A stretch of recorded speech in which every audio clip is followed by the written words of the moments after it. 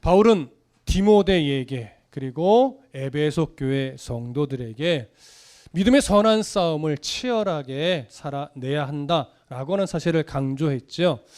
그러한 믿음의 선한 싸움을 싸워갈 때 정말 중요한 것은 기도하는 삶이 뒷받침되어야만 한다라고 하는 사실도 강조했습니다. 근데 그 기도하는 삶에 있어서 모든 사람을 위해서 기도하라는 부분을 더 강조했는데, 특별히 네로의 박해 상황 아래서 살아가고 있는 성도들에게 임금들과 높은 지위에 있는 모든 사람을 위하여 더더욱 기도해야 한다라고 강조했습니다.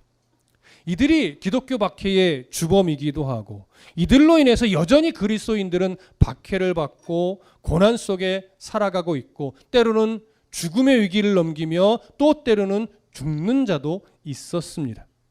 그럼에도 불구하고 네로 황제든 여러 지역의 분봉왕이든 로마 제국의 관리들이든 그들이 어떻게 기독교를 압박하고 핍박을 했든지 그리스도인들은 그들에 대한 판단을 하나님께 맡기고 오히려 그들의 영혼을 위해서 기도하는 것이 하나님의 뜻임을 강조했죠.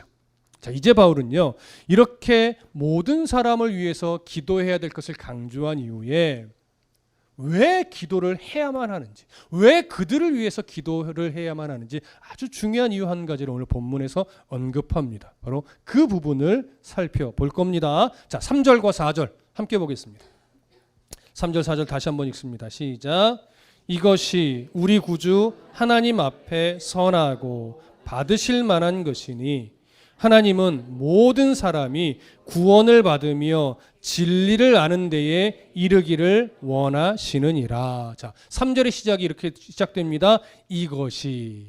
이건 여러분들이 지금 느껴지시는 대로 앞에 1절과 2절에서 언급했듯이 모든 사람을 위해서 기도해야만 하는데, 특별히 임금들과 높은 지위에 있는 모든 사람들을 위해서 기도해야 한다라고 말한 이것을 말하는 거예요.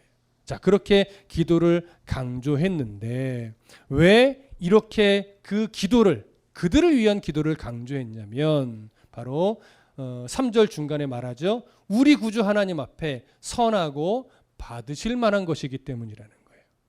여러분 잘 들어보세요. 하나님이 보실 때 선한 것, 그리고 하나님이 받으실 만한 것을 우리에게 요구하시는데요, 하나님이 기뻐하는, 하나님이 선하시는 것이 우리들에게도 꼭 좋은 것은 아니에요. 여러분, 우리가 행하는 어떤 일들이 나도 즐겁고 다른 사람도 즐거운 일이라면요, 사실 이 요구는 너무나 편한 요구예요. 너무나 쉬운 요구예요. 그래서 그것도 하나님의 선하신 뜻이고 하나님 기뻐 받으실 만한 일이겠죠. 왜? 우리도 즐거운 일들 중에도 있단 말이에요. 그러나 보편적으로요, 하나님의 그 선하신 뜻을 이루고 하나님이 기뻐 받으실 만한 일들을 요구할 때 그건 우리들 안에 부딪힘으로 작용하는 요소들이 훨씬 더 많아요. 나는 정말 하기 싫은데 내 마음속에 그것을 하나님이 원하신다고 자꾸 느껴지는 거죠. 하나님이 그것을 기뻐해라고 하는 것을 마음속으로는 알겠는데 나는 하기 싫은 거예요. 이런 순간 없으신가요? 저도 있어요. 여러분들도 있을 겁니다. 아니요, 꽤 많으실 거예요. 아는데 하기 싫어. 저 인간을 위해서, 제가 손가락을 여러분들에게 안 했죠. 저 인간을 위해서 기도해야 되는 것이 마땅하다는 것을 내가 아는데 마음으로 그 인간을 위해서 기도가 안 나와요. 내가 친절하게 저 사람에게 대해 주어야 하는 것이 하나님의 뜻인 걸 알겠는데 내 표정부터 친절이 안 나가요. 하나님이 선하신 뜻, 하나님이 기뻐 받으실 만한 것들이 꼭 내게도 즐겁게 행할 수 있는 일은 아니더라는 거죠. 근데 문제는 뭐예요? 해야 해요. 또 문제는 뭐예요? 하나님이 하게 이끌으세요. 그리고 하게 때로는 힘도 주기도 한단 말이죠. 하나님의 선하시고 기뻐하신 뜻이 지금 무엇인지 디모데도 알고 있고 에베소 교회 성도들도 아는데, 그 바울의 이 하나님의 뜻에 합한 요구가 사실 당시 에베소 교회 성도들에게는 참 하기 싫은 요구였던 거죠. 이미 네로 황제의 박해가 시작됐다고요. 분봉왕들도 네로의 그 정책을 따라서 기독교를 박해하고 있다고요. 로마의 모든 관리들이 기독교인을 잡아서 고문하고 감옥에 가두고 죽이고 있다고요. 그런 상황 속에서 그들의 영혼을 위해 기도하라고요? 너무나 어려운 거예요. 그런데 해야만 한대요. 그게 하나님의 선하신 뜻이고 하나님이 기뻐 받으실 만한 일이래요. 그러면서 4절에서 말하는 거예요. 하나님은 모든 사람이 구원을 받으며 진리를 아는 데 이르기를 원하느니라. 쉽게 얘기하면 모든 사람이 구원을 받아야 되니 너희들이 참고 견디며 그들을 위해서도 기도해야만 한다. 그것이 하나님의 선하신 뜻이다 이거죠. 근데 우리가 저번 시간에 여기에 기록된 모든 사람은 불특정 다수의 인류의 역사 속에 등장한 예외 없이 모든 사람을 의미하는 것이 아니라 하나님이 구원하기로 작정된 모든 사람, 제한적이라는 거죠.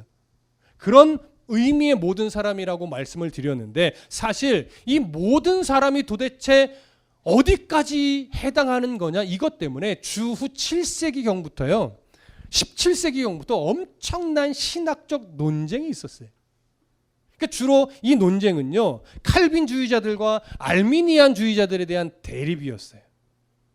그러니까 칼빈주의자들은 어떤 주장을 하는 거냐면 그들이 가지고 있는 신학적 입장 예정론에 의해서 하나님께서 구원하기로 작정된 모든 사람이다. 그러니까 불특정 다수의 모든 사람이 아니라 그 인류 가운데 역사 속에 등장한 모든 인류 가운데 하나님이 구원으로 인도하기로 작정한 제한적인 사람이 있다 이렇게 주장을 한 거죠.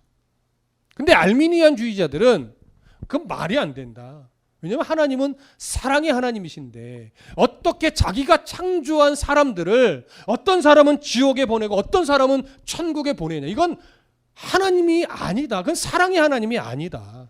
그러면서 주장하는 게 뭐예요? 모든 인류가 예외 없이 다 구원에 대해서 결국은 하나님이 다 구원하실 것이다. 이런 만인 구원설 또는 보편 구원설이라고 말하는데 이런 만인 구원설을 주장하는 거예요. 근데 여러분 우리가 어떤 우리의 인본주의적인 시선과 합리적 이성으로 보면요 사실 칼빈주의자들이 말하는 제한적인 하나님의 구원의 대상으로 제한적으로 보는 시선보다는 모든 인류가 결국 하나님이 구원하실 것이다. 모든 인류를 이런 만인 구원설로 보는 것이 오히려 더 합리적으로 여겨져요. 그것이 더 하나님이 인류를 구원하는 그 크신 사랑을 표현하는 데 더 옳게 여겨져요. 그런데 그건 아주 중요한 부분을 잘못 이해해서 그래요. 일단 성경은 뭐라고 말하는지를 좀 우리가 좀 보실 필요가 있겠죠. 성경 곳곳에요. 구원에 이르는 자는 제한적임을 이미 많이 드러내고 있어요. 몇 구절만 좀 찾아볼까요? 사도행전으로 가보겠습니다. 사도행전 13장. 사도행전 13장으로 가볼게요. 13장 48절. 사도행전 13장 48절입니다. 우리 함께 읽습니다. 시작. 이방인들이 듣고 기뻐하며 하나님의 말씀을 찬송하며 영생을 주시기로 작정된 자는 다 믿더라. 아멘. 이게 무슨 의미입니까? 절대 예수를 믿지 않을 것 같이 우상만 숭배하며 살아오던 그 수많은 이방인들에게 복음을 전했는데 그들이 예수를 믿지 않을 것 같았지만 결국 복음이 전해지니까 그들 안에 예수를 믿기로 작정된 자는 그래도 나와 예수를 믿더라. 이 얘기를 하는 거예요. 그러니까 다 믿었다는 거예요? 일부만 믿었다는 거예요? 일부만 믿었다는 거예요. 성경 한 구절 더 볼까요? 계시록으로 가봅니다. 요한계시록 5장. 요한계시록 5장 9절과 10절을 보시죠. 요한계시록 5장 9절과 10절 함께 읽습니다. 시작. 그들이 새 노래를 불러 이르되 두루마리를 가지시고 그 인봉을 떼기에 합당하시도다. 일찍이 죽임을 당하사 각 족속과 방언과 백성과 나라 가운데에서 사람들을 피로 사서 하나님께 드리시고 그들로 우리 하나님 앞에서 나라와 제사장들을 삼으셨으니 그들이 땅에서 왕노릇 하리로다 하더라. 여기 보면 세상 사람들 가운데 피로 산 자들이 따로 있다라고 이야기를 하죠. 백성과 민족과 나라들이 많이 있지만 그 가운데 예수 그리스도의 피로 산 자들이 구별되어 있다라고 하는 의미가 돼요. 이것만 봐도 모든 인류의 사람들이 다 구원을 받는 것은 아니죠. 한 구절 더 볼까요? 데살로니가 후서로 가봅니다. 데살로니가 후서 3장 2절. 데살로니가 후서 3장 2절을 보겠습니다.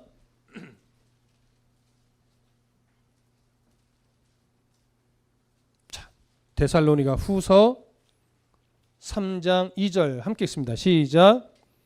또한 우리를 부당하고 악한 사람들에게서 건지시옵소서 하라. 믿음은 모든 사람들의 것이 아니니라. 믿음은 모든 사람들의 것이 아니라고 말해요. 자, 마지막 한 구절만 더 봅니다. 이제 베드로 전서로 가볼게요.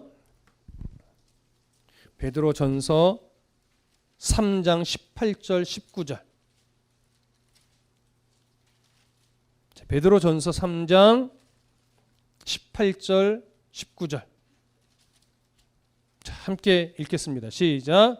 그리스도께서도 단번에 죄를 위하여 죽으사 의인으로서 불의한 자를 대신하셨으니 이는 우리를 하나님 앞으로 인도하려 하심이라.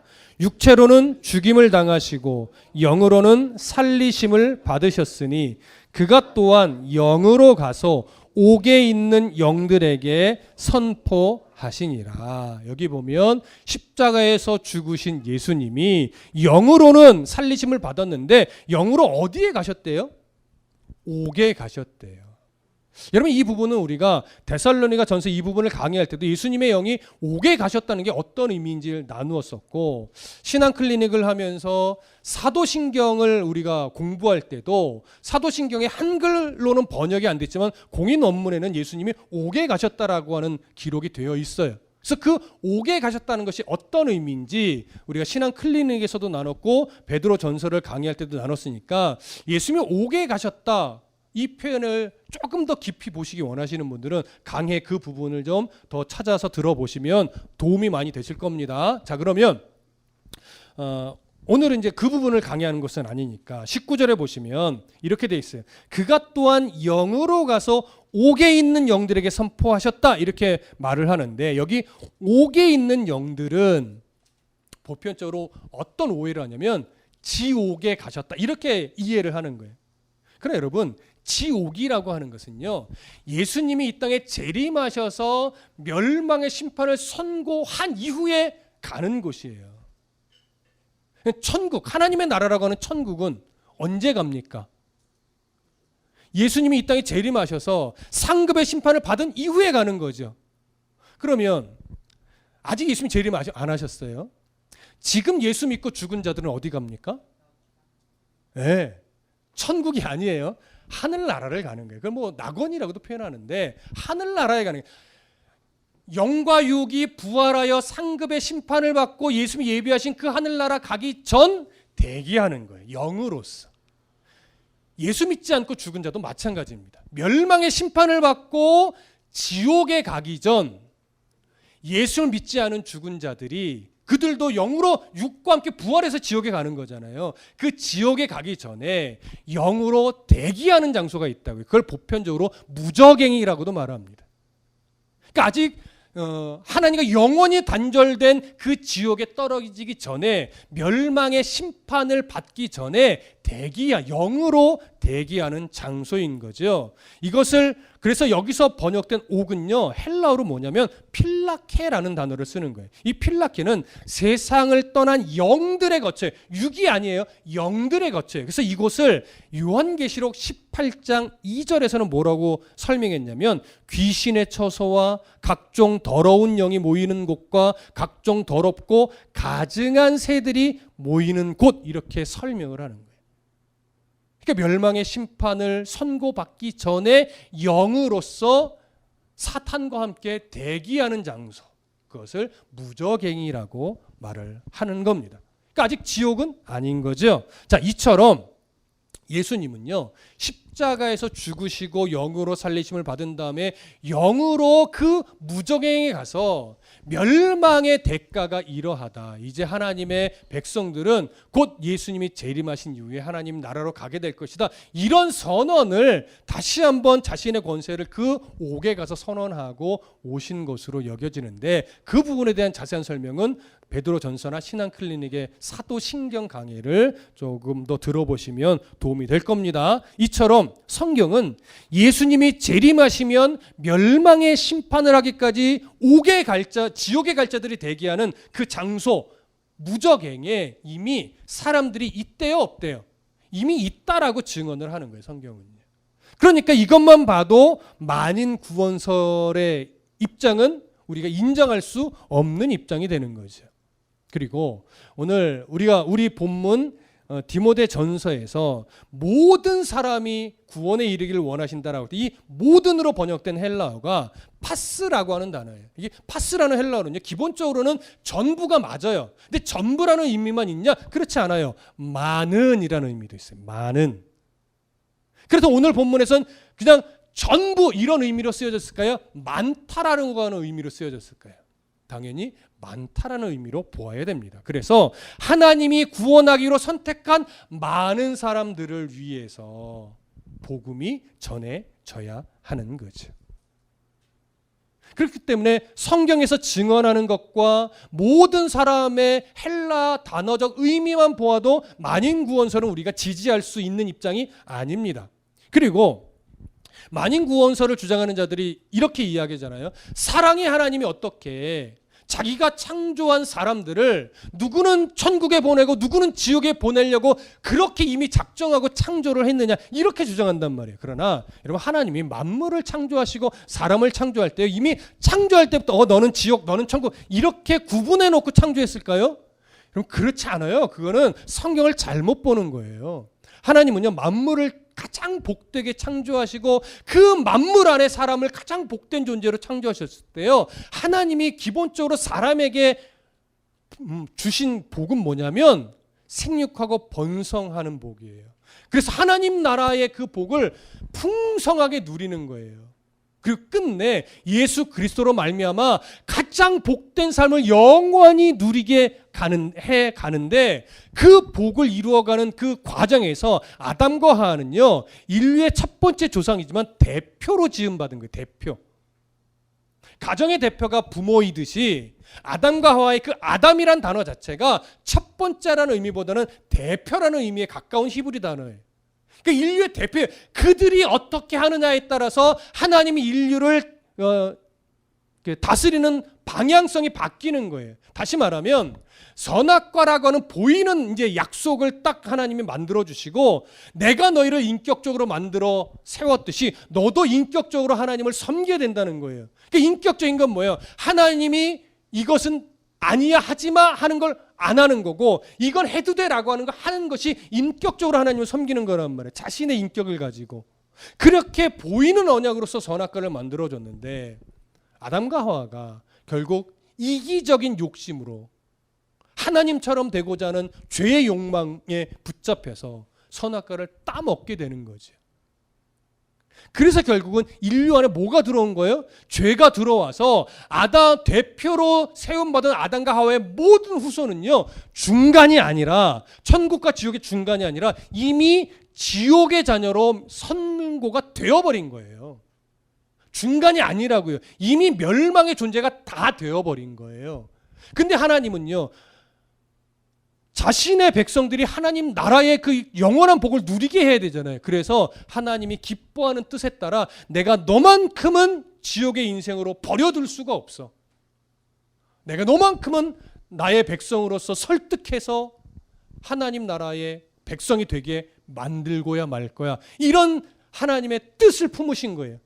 그래서 그 이미 선언된, 지옥에 선언된 백성들 중에 어떤 기준인지 우리는 알 수 없으나 하나님이 너만큼은 내 백성으로 내가 만들고야 말 거야 하면서 인생 가운데 설득해내는 사람들이 된 거예요. 이 생겨난 거예요. 이것이 선택이에요. 그러니까 중간에서 누구는 선택하고 누구는 버린 것이 아니고 이미 버려진 자들 중에 너만큼은 내가 포기 못해라고 해서 선택을 하신 거란 말이에요. 그래서 이건 불공평이 아닌 거예요, 여러분. 중간에서 누구는 버리고 누구는 선택했으면 그건 불공평이죠.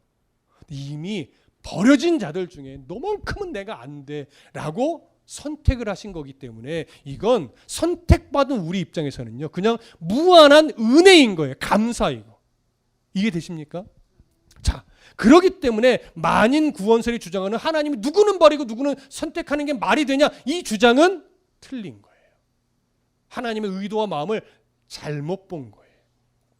자, 그렇게 해서 하나님이요, 자신이 선택한 백성들이 끝내 예수를 믿도록 억지로 기계적으로 다루시는 것이 아니라 인격적으로 다루거든요. 설득하고, 고집피면 또 설득하고, 그래도 말 안 들으면 또 설득하고, 끝까지 기회를 주시고, 하다못해 죽음의 문턱 그 짧은 순간에도 하나님은 끝내 설득해 내셔서 항복을 받아내고 구원의 백성이 되게 하시는 하나님이신 거예요. 그러니까 이것이 전능하신 하나님이거든요. 인격적으로 대우해서 죽음의 문턱에서라도 자기 백성을 만들고야 마시는 하나님, 이 전능한 하나님이에요. 이것이 예정론의 핵심입니다. 숙명론으로 오해하시는 분들은 자꾸 코스를 정해냈다고 말하시는데 그거 아니에요. 하나님이요, 그러면 인격적으로 대우하시는 것이 아니죠. 코스 정해놓은 것이 아니고 방향성을 정해 놓으시고 이렇게 계속 설득해 가시면서 왜 잘못된 길로 가면 교정해 주시는 거예요. 거기에 우리가 설득이 되어서 자꾸 바른 길로 가게 되는 거죠. 그러면서 최종 목적지인 하나님의 나라에 입성하는 데 있어서만큼은 하나님이요, 실패하지 않아요. 이게 예정론의 핵심이에요. 자, 그럼 보십시오. 그렇게 끝내 설득하여 구원의 백성으로 만들고자 작정하신 사람들 안에 네로 황제가 없다라고 단언할 수 있을까요? 우리는 네로 황제의 역사를 보니까 저 인간은 구원의 백성일 수 없어라고 단언하지만 그가 죽음의 문턱에서 자신의 잘못을 회개하고 하나님의 백성이 되었을 수도 있는 거예요. 제가 되었다가 아닙니다. 오해하지 마십시오. 되었을 수도 있는 거예요.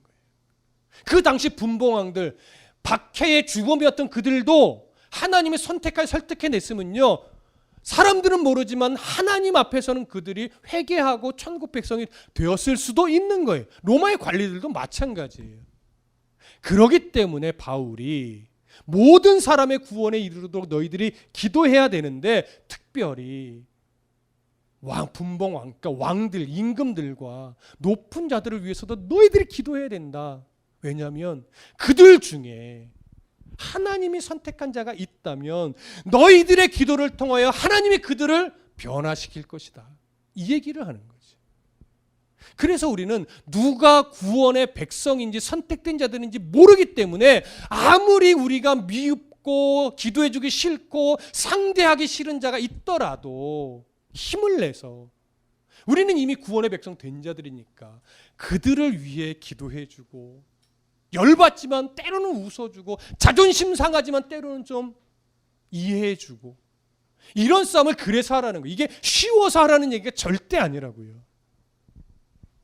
예수님 때문에 나 같은 이를 구원하신 그 구원의 하나님이 저 인간도 좀 바꿔달라고, 저 인간도 좀 구원해달라고 기도하는 거예요. 그러니까 불쌍히 여기는 거죠. 저 안타까운 자, 하나님을 몰라서 저렇게 악의적으로 말하고 행동하고 나의 자존심을 뭉개지만 하나님, 저 영혼도 하나님의 선택한 백성이라면 하나님 어떻게 해서든지 변화시키셔서 구원의 백성 삼아 주십시오.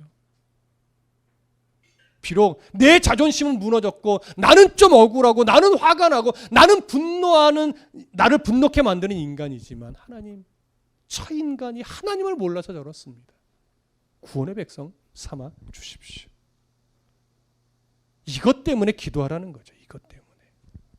그래서 바울이요, 그 부분을 강조하면서 이제 예수님이 자신의 생명을 내어주신 정말 중보자이고 구원자임을 강조합니다. 자, 5절과 6절 보실까요? 함께 읽습니다. 시작. 하나님은 한 분이시요 또 하나님과 사람 사이에 중보자도 한 분이시니 곧 사람이신 그리스도 예수라.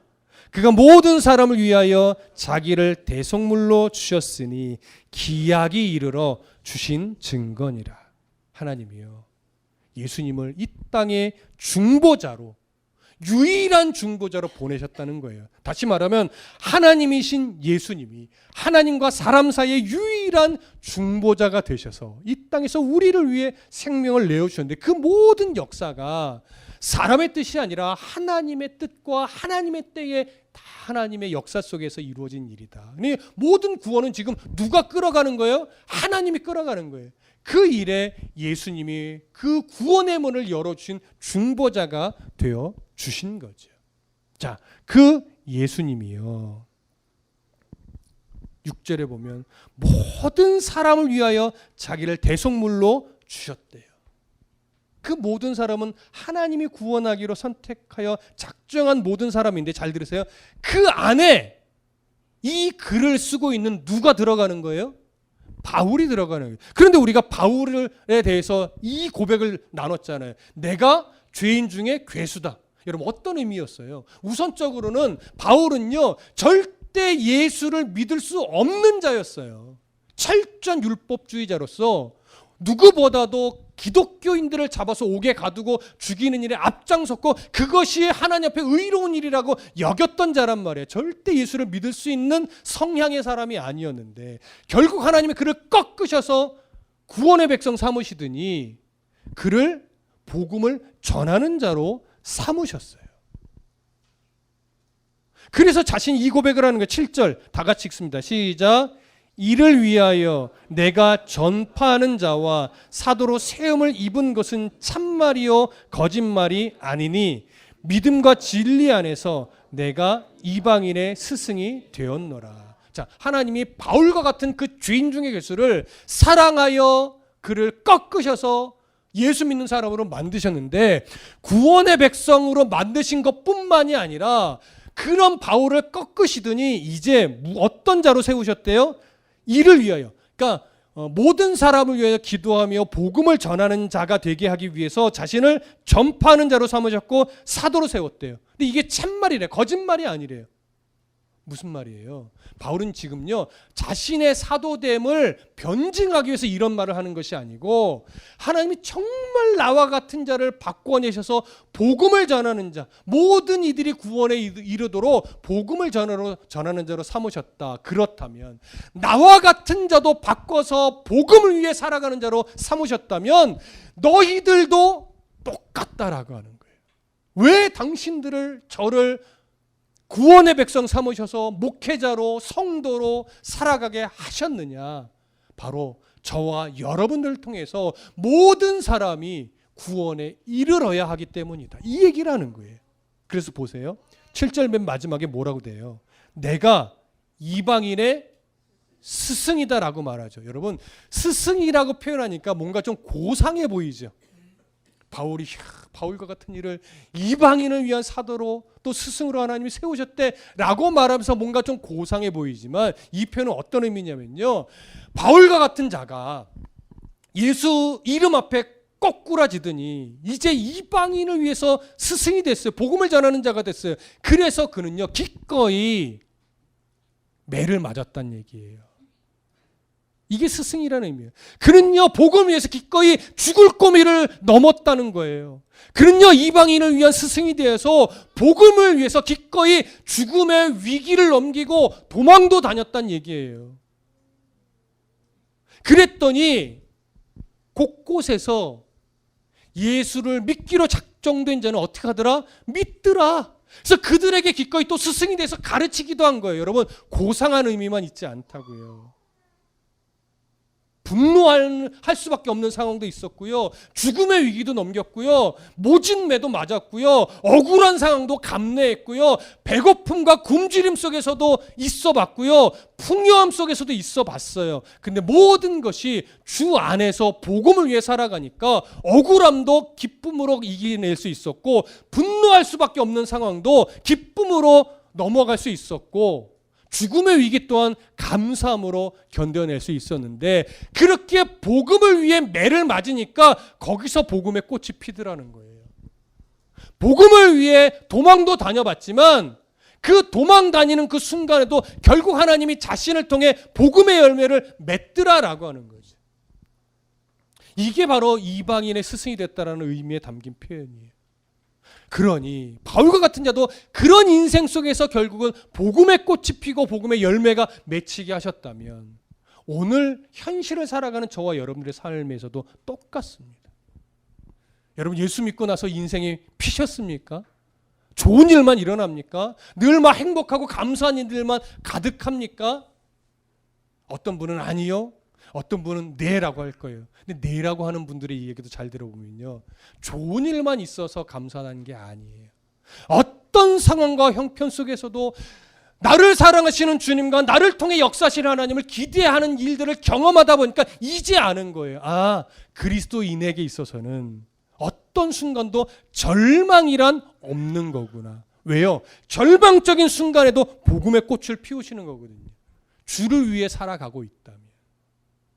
억울한 순간에도 내가 주를 위해 그 억울함을 감내하고 있다면 그 속에서 복음의 꽃이 피게 만드시는 하나님을 보니까 그건 절망이 아닌 거예요. 그건 억울함이 아닌 거예요. 그건 분노가 아닌 거예요.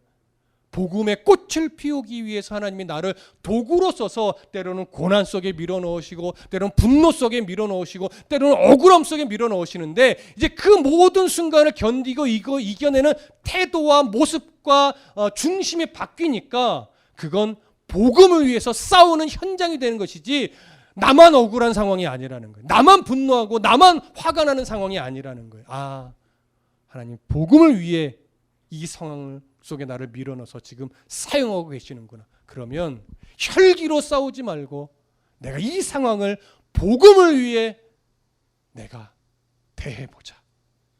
복음을 위해 이 상황 속에서 내가 어떻게 말하고 행동해야 될지 또 고민해보자. 그렇게 복음을 위해 내게 주신 상황들을요 한 걸음씩 견뎌가고 넘어가고 걸어가다 보면 여러분 결국 안 될 것 같지만 복음의 열매가 그 자리에 맺혀요. 내가 견디는 그 자리에서 복음의 꽃이 펴요. 내가 감수하는 그 자리에서 복음의 열매가 맺혀요.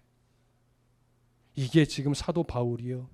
모든 사람이 구원을 받도록 네가 그들을 위해 기도하라. 이것이 하나님이 선하시고 받으실 만한 것이다라고 말한 오늘 본문의 핵심입니다. 여러분 예수님은 그런 분이에요. 중보자이신 예수님이요. 나를 통해 그런 역사를 일으키실 거예요. 오늘 그 역사를 믿고 그 전능한 하나님을 믿고 오늘도 왜 나만 이렇게 억울해? 왜 나만 이렇게 일이 힘들어? 왜 나만 이런 상황 속에 계속 몰아치는 거야? 라고 불평과 원망으로 너무 일색하지 마시고 오히려 그 상황이 나를 통해서 복음의 꽃을 피게 만드시고자 하는 하나님의 역사다라고 하는 이 사실을 인정하시고 다시금 그 상황을 내가 어떻게 대할까? 이 상황 속에 내가 어떻게 말할까? 어떻게 행동할까를 다시 한번 고민하면서 그리스도인다운 말과 행실로 내 삶을 채워 가시기를 간절히 소망하고 축복합니다. 기도하겠습니다.